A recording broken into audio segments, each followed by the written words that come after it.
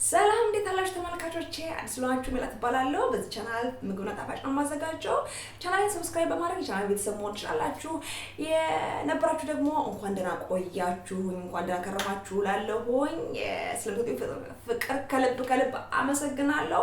ያው እንደምታውቁት እንግዲህ ሁሌ በአዲስ ቪዲዮ ነው የምመጣው። ለዛሬ ደግሞ ይሆናል ይበጃል ብዬ ያሰብኩትን የዓመት በዓል ወቅት እንደመሆኑ መጠን ኩኪስ ይዤላችሁ መጥቻለሁኝ። ገና ነው ተቃላችሁ ምንድነው ደግሞ ኒው ይር እየመጣ ነው። ስለዚህ እንግዲህ ይሆናል ብዬ ያሰብኩት ምንድነው መሰላችሁ ሁሉም ቦታ በየቦታው ስለ በየሱፐርማርኬቱ በየጣፋጭ ቤቱ የሚሸጠውን ስኖው ኩኪስ ብለው የሚጠሩትን ነው ይዤ የመጣሁት። እኔ ዳይሬክት ወደ አማርኛ ተረጉመው እንግዲህ በረዷማው ብስኩት በረዷማው ኩኪስ በሉት እንደፈለጋችሁ እሱ ነው ዛሬ የምንሰራው። አብራችሁኝ ነው እንግዲህ በኔ ኩሽና በረዷማው ኩኪስን ለመስራት የሚያስፈልጉትን ግብአቶች ለማየት ብንሞክር በዋነኝነት እዚህ ጋር ዱቄት አለ። 500 ግራም ዱቄት አዘጋጅቻለሁ። እዚህ ጋር 300 ግራም ሩም ቴምፕሬቸር የሆነ ወይም ከአንድ ቀን በፊት ውጪ ያወጣሁት አንድ ቀን በፊት ስላችሁ ማታ አውጥቼው እንደነጋታው ጠዋት ማለት የሰራው የምሰራበት ውጪ ያስቀመጥኩትኝ የቅቤ አለ። በመቀጠል 100 ግራም ተፈጨ ስኳር አዘጋጅቻለሁ። እዚህ ጋር 100 ግራም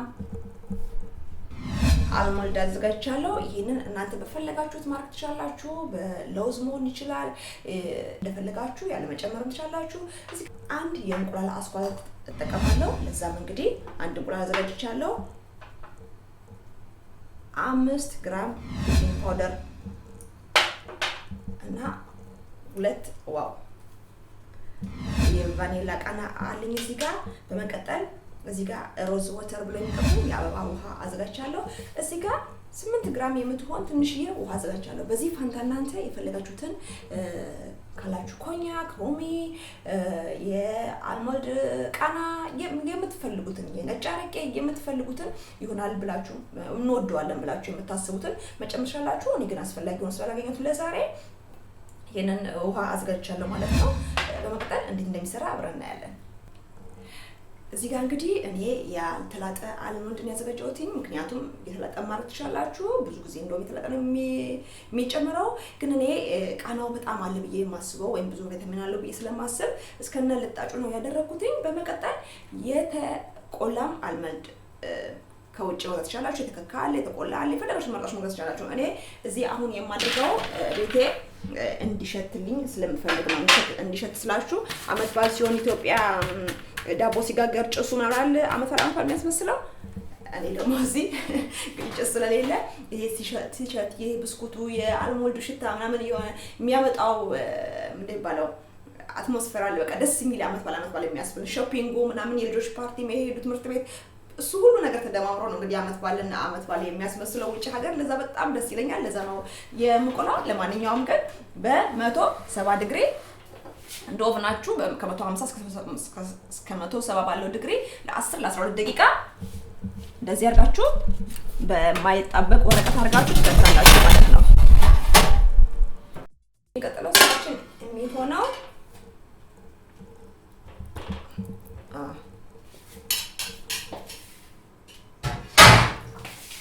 ቅቤያችንን ቀስ አድርጋችሁ እንደዚህ እንትናችሁን ማሽናችሁን ቀስ አድርጋችሁ ስኳራችሁን ትጨምራላችሁ። ከዛ እንግዲህ እዚህ ጋር ልነግራችሁ የምወደው ነገር ቢኖር ከስኳሩ ጋር ለ10 ደቂቃ ያክል ወይም ከዛ በላይ ብትመቱት ራሱ በጣም ቆንጆ ነው። ቅድም ደግሞ ሳልነግራችሁ ያለፍኩት ነገር ቢኖር ከዚህ ቅቤ የኢትዮጵያ የጭቅላት ቅቤ ተነግሮ አንጎራችሁ ማለት ነው ከውስጡ ያለውን ዝቃጩን አውጥታችሁ ፍሪጅ ውስጥ ከታችሁ በተጠቀሙበት ሞር የገናን ፍሌቨር የገናን ቃና የስኖው ኩኪስን እውነተኛ ቃና ያመጣላችሁ። ምክንያቱም ይሄ ኩኪስ ከድሮ ጀምሮ በገጠር አካባቢ ሲሰራ የነበረ ኩኪስ ነው። በዛ ጊዜ ደግሞ የሚሰራ የነበረው ከበጎች ወይም ከከብቶች በሚወጣ ቅቤ ቤት ውስጥ በሚያጥሩት ቅቤ ነበርና ያ ነው ትክክለኛው የስኖው ኩኪስ ቃና ማለት ነው። እኔ አጋጣሚ ሆኖ ማግኘት ስላልቻልኩኝ ነው በዚህ የምሰራላችሁ። ወይም ብዙ ጣፋጭ ቤቶች ሄዱ በዚህ ነው የሚሰራው አሁን ኦፍ ኮርስ። ግን ያኛው ግን የጭንቅላቱ ቅቤ ሞር የተሻለ ጥሩ ጣዕም ያለው ጥሩ ቃና ያለው ባህላዊ ኩኪስ ትሰራላችሁ ማለት ነው። እሱን ነግራችሁ ፈልጌ ነው። በተረፈ እንደነገርኳችሁ ከስኳሩ ጋር ከ10 ደቂቃ በላይ በደንብ አድርጋችሁ እንደ ዊፒንግ ክሬም እስከሚሆን ድረስ በደንብ አድርጋችሁ ትመታላችሁ።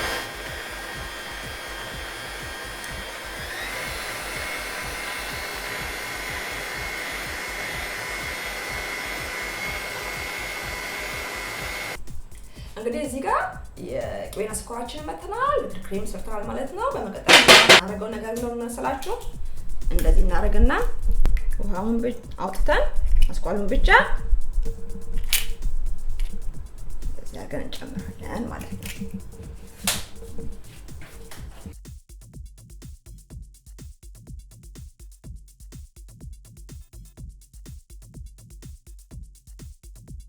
እንግዲህ የሚቀጥለው ስራ የሚሆነው አልሞልዱን አውጥቼ አብርጃለሁኝ። ምክንያቱም ትኩሱን እዚህ ውስጥ አምተን ብንጨምረው ቅቤያችን ያቀልጥብናል። ስለዚህ እንደምናደርገው በብሌንደር ወይም በመፍጫ አንድ ከካመም አንፈጭም። በጣም ስህተት ነው እሱ። ማድረግ የምንችለው በቢላ ወይንም ደግሞ በእንደዚህ አይነት መዳመጫ እንደዚህ ወረቀቱ ላይ እንዳለ ማለት ነው። እንዴ ላሳያችሁ ሞክር። እንደዚህ ታረጉና ተፈላለ እንደዚህ በመዳመጫ እንደዛ ታረጋላችሁ ወይንም ደግሞ በቢላ እንደዚህ ተፈላለ እንደዚህ ያደርጋችሁ። በጣም ቀላል ነው። እያንዳንዷን አልሞልድ ይዛችሁ እንደዚህ አጥፉ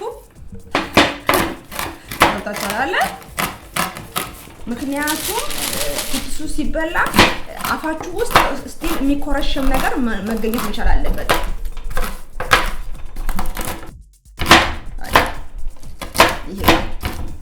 ጨረስን ማለት ነው አልሞልድ በተመለከተ። ከዛ የሚቀጥለው ስራችን የሚሆነው ምንድነው መሰላችሁ? እንደ ሁሉ ጊዜው ውሃውን እስካሁን አልጨመርኩም፣ አውቄ ነው። ምክንያቱም እዛ ውስጥ ቅቤ ውስጥ ብጨምረው እንዲህ እንትን ይቻላል፣ በጣም ይቻላል። ስለዚህ ምንድነው ማድረገው መሰላችሁ? እንደ ሁሉ ጊዜው ጠጣር ግባቶችን አንድ ላይ እናደርጋለን። እዚህ ጋር 2 ቫኒላ አዘጋጅቻለሁ። የቫኒላ ቃና እናንተ ፈሳሹን ማድረግ ትችላላችሁ፣ የፈለጋችሁትን ማድረግ ትችላላችሁ። ወይም በቫኒላ ፋንታ ሌላ ቃና የሚስማማ የምትሉ ከሆነ አርጎ። ከዛ እዚህ ጋር 5 ግራም የነገርኳችሁ ቤኪንግ ፓውደር አለ። እሱን ትጨምራላችሁ፣ ደስ ትለውሳላችሁ።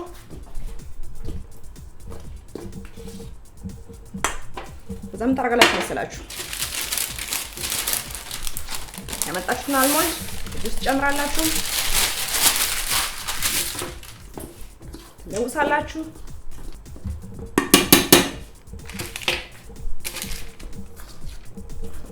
ተሾላለ እንዲህ ከለውሳችሁ በኋላ እንደምታረጉት መሰላችሁ ይሄንን የማሽናችሁን ቅድም የመታችሁበትን ትቀይሩትና በሌላ መምቻ ታረጋላችሁ ማለት ነው። ትቀይራላችሁ። አሁን የቀረ ምንድነው? ውሃና የአበባ ውሃ ነው ማለት ነው። ከዛም ቀስ እያላችሁ እንደዚህ እየጨመራችሁ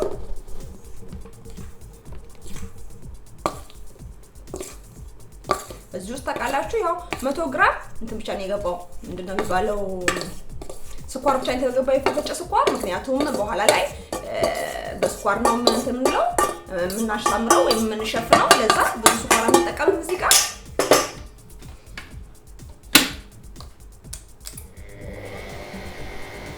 ሁልጊዜ ዱቄት ስንጨምር እንጠጣር ነገር ከፈሳሽ ነገር ጋር ስናዋሃድ በቀስታ መጀመሪያ ያለብን። ምክንያቱም አጋር ነው የሚያዳርሰው ሲለወስ። እዛ ይበንድ እንዳለ ቅድም ያልኳችሁን እኔ ውሃ ነው የምጨምረው። እናንተ ከፈለጋችሁ እንደነገርኳችሁ ኮኛክ፣ ሮሚ የምትፈልጉትን አይነት ቃና ይሄ ይስማማኛል የምትሉትን መጨመር ትችላላችሁ። ግን ከዚህ ከሮዝ ውሃው ጋር ይላል ብዬ ያሰብኩትን ቫኒላ ስለሆነ ወይ ምን የምወደው እንደዛ ስለሆነ እንደዛ ጨምራለሁ። ለዛሬ ብዙ መታሸት አይፈልግም ያን ያህል። ኦኬ ከዛ ምንድነው መሰላችሁ ማድረገው? ይሄ በእንዲህ እንዳለ እንደዚህ አደርጋለሁ። ውሃዬን ጨምራለሁ ማለት ነው። ያው ቅድም የነገርኳችሁ የሮዝ ውሃ ለቃናው ማለት ነው። ትልቁ በቃ ቤዚኩ የስኖው ኩኪስ እንትን ቃና የሩዝ ውሃ ነው። ስሩት በምንም በኮኛኩም ስሩት በሌላ ቃና ባልሞልድም በምንም ቃናም ብትጨምሩበት መጨረሻ ላይ ግን የሩዝ ውሃ በቃ አስፈላጊ ነው። እንደ በቃ ቤዚክ ቃና ነው ለስኖው ኩኪስ ማለት ነው። አይ ቲንክ የሚበቃ ይመስለኛል። እንደገና እንለውሳለን። ልክ በዚህ ይዘት ላይ ሲገኝ እንደዚህ እናጠፋዋለን ማለት ነው። ዱቄቱና አልሞልዱና ቅቤው ከተዋወደላችሁ ብዙም አስፈላጊ አይደለም ብዙም ማሽለቱ፣ ምክንያቱም እንዲጠባበቅ ሳይሆን እንዲፈረካከስ ነው የምንፈልገው ኩኪሳችን አፋችን ውስጥ። ስለዚህ ብዙ አናሸውም ማለት ነው። እዛ እንደማረው መስላችሁ ኦቨናችን እንደተለኮሰ ነው። ኦቨናችን ነግራችኋለሁ በ180 ዲግሪ እንደተለኮሰ ነው። ስለዚህ እዚህ ጋር ደግሞ ሊጣችን አለ። ሊጣችን በእጃችን ነው የምናደበለብለው። ስለዚህ የእጃችን ሙቀት ሊጡን እንዳያቀልጠው በጣም ቶሎ እንደዚህ ነው የምናደርገው። ታቻላለ እንደዚህ እናደርግና እንዲወስደን ቁጭ እናደርግና እዚህ ጋር እንዲህ እናደርጋለን። ለምን ድረሳችሁ እንደዚህ የምናደርገው? አንደኛ አልሞልድ ስላለው ማለት ውስጡ እንዲ ቆራጭ አልሞልድ ስላለው የመፈረካከስ እንትኑ ቻንሱ በጣም ትልቅ ነው። ስለዚህ እንዳይፈረካከስ። በመቀጠል ደግሞ ስኳር በኋላ ላይ ስንነሰንስ ስኳር በደንብ እንዲይዝልን ማለት ነው። ይሄ ባህላዊ የስኖው ኩኪስ አሰራር ዘዴ ነው ማለት ነው። እኩል መሆን ይጠበቅበታል። አዎ ግን እንትን አይደለም ማለት ሁሉም እኩል እንዲበስል አንዱ ያረረ አንዱ ያላረረ እንዳይሆን ማለት ነው። ግን ብዙ እንዲማረግ አይጠበቅባችሁም ማለት ነው። እንዲህ ከተደረገ ብዙም ሊፈረካከስም ይችላል አንዳንድ ሊጥ ማለት ነው። ብዙ እንዳልሞልዱ ብዛት ነው የሚፈረካከሰው። ከፈለጋችሁ ግን ሞር ግን ባህላዊው እንደዚህ ነው።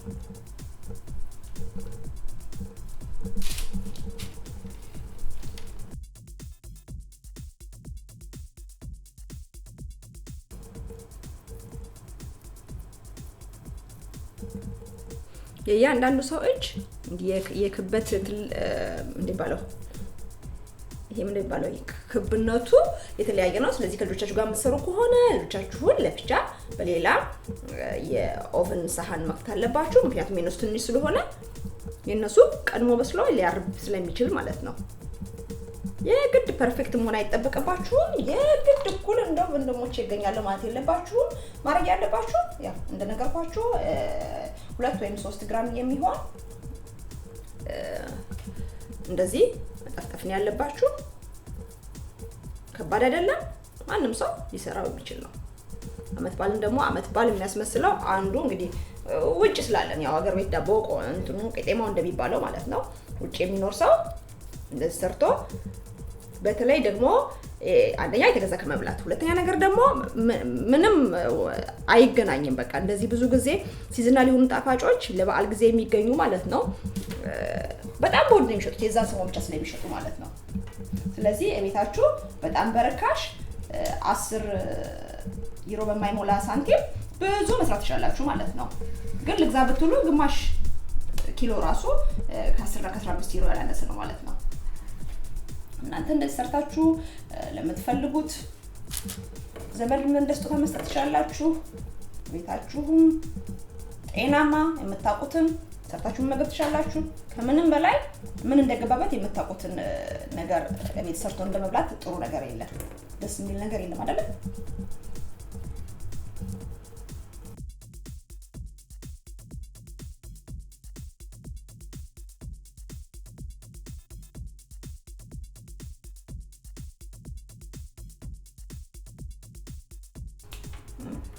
ነገራችኋለሁ።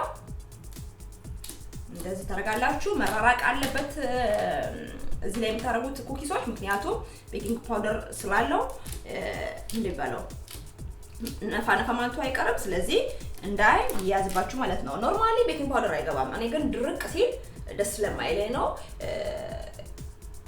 ብዙ ጊዜ ግን ቤኪንግ ፓውደር ጨርሶ አይጨመርም። ነገራችኋለሁ። ይሄ ነው ማለት ነው። ይሄ በኔ ኩሽና የሚሰራ ነው። እናንተ እንግዲህ አይታችሁ ሙያ እንደ ቤቱ ይባል የለ አይታችሁ የምትፈልጉትን አይነት መስራት ትችላላችሁ። ግን በጣም የሚቆይ ኩኪስ ነው። ላይክ 3 ወር 4 ወር ይሄን ክሪስማስ ሲዝን እንዳለ የሚበላ ኩኪስ ነው። ለማንኛውም 180 ዲግሪ ከ20 እስከ 30 ዲግሪ እስከ 30 ደቂቃ ትጨምሩታላችሁ። ይሸታል ሲደርስ እናንተም ብትረሱት እንኳን ሽታው ያስቀምጣችሁ። እውነቴን ነው የምላችሁ።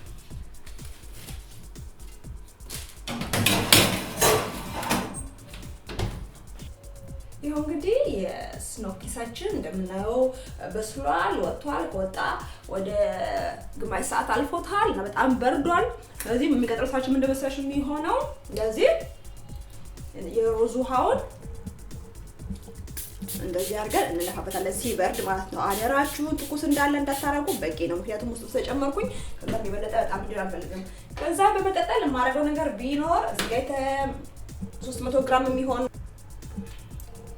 እንደዚህ ያረኩኝ እንደዚህ ላው ላይ እንዲህ ቋርዶ ዱቄታችንን እንደዚህ አድርገን እንሰንሳለን ማለት ነው። ተችላለ።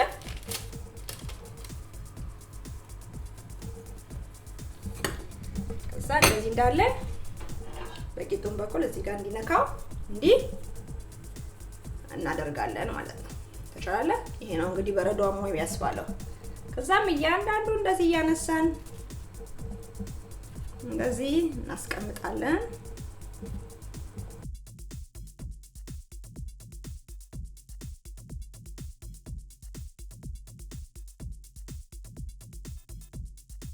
እናንተ ከፈለጋችሁ እንደ ሌላ ቲፕ ደግሞ የምነግራችሁ ነገር ምን ይመስላችሁ? ተሻላለ እንደዚህ ያደርጋችሁ እንደዚህ ያደርጋችሁ እያንዳንዱን እንደዚህ በደንብ እያስነካችሁ ማውጣት ትችላላችሁ ማለት ነው። እናንተ በምትፈልጉት መልኩ እንደምትፈልጉት ማድረግ ትችላላችሁ። በመቀጠል እንግዲህ ለሰው መውሰድ የምንፈልግ ከሆነ ምንድነው መሰላችሁ የምናደርገው? እዚህ ጋር አንድ ነገር ሳልነግራችሁ ማላልፈው ነገር ቢኖር ይኸውላችሁ በቤኪንግ ፓውደር መሆኑ ትልቁ ጥቅም ምንድነው መሰላችሁ? እንደዚህ ሲደረግ በአንድ ጊዜ ስብር ነው የሚለው። ያኛው ቢሆን ትንሽዬ ደረቅ ያለ ያን ያህል ብዙ ልዩነት ኑሮ ሳይሆን ግን ሞር ክርሽምሽም የሚለው ቤኪንግ ፓውደር ሲኖር ነው ማለት ነው። በመቀጠል የምናደርገው ነገር ቢኖር እንዳልኳችሁ እዚህ ውስጥ እንደዚህ በመክተት ታጆራለን። ለሰው መውሰድ ከፈለግን እንደዚህ እያደረግን እየከተትን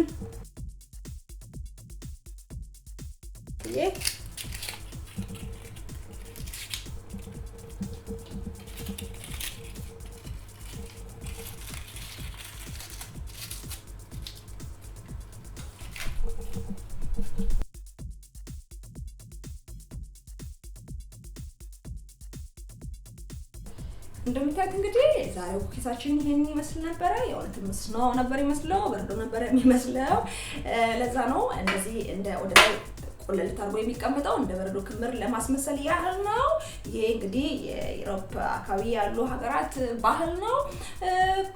ከወዳችሁት እናንተም ሙያዬን ካደነቃችሁ ሰብስክራይብ፣ ኮሜንት፣ ሼር ማድረጋችሁን እንዳትዘነጉ።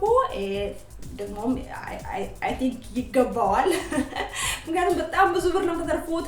እንደዚህ አድርጋችሁ ብሩ ብቻ አይደለም ይሄን ነው ልዛው ትሉ 15 ኪሎ ታወጣላችሁ። ብሩ ብቻ ሳይሆን አንድ ሰው የሆነ ቦታ ይዛችሁ ስትሄዱ በእጃችሁ የሰራችሁትን ነገር የሚያመለክተው ምን ያህል እንደለፋችሁ፣ ምን ያህል ከልባችሁ አስባችሁ ተጨንቃችሁ ሰርታችሁ እንደሄዳችሁ ነው። ስለዚህ በጣም ቆንጆ ጊፍት ነው ለበዓል። ከዚህ የበለጠ ጥሩ ነገር አሰርቶ ከመስጠት የበለጠ ትልቅ ነገር አለ ብዬ አላስብም።